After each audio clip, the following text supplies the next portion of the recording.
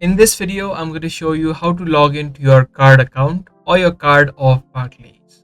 If you have the credit card of Barclays and if you're trying to log into your account, then make sure you follow along because I'm going to show you the steps that you need to do. Search for Barclays card login on the search bar of your web browser. Now, depending upon your country, if you're from the UK, you can click on the Barclays card and make sure that it is the website of barclayscard.co.uk. But if you're from the US, you can see the website of cards.barclaysus.com. From here, you can click on the login on the top right. This is for the people of UK. And if you're from the US, you will have a login box on the website. In these boxes, you'll need to type in your username and the password of your credit card account.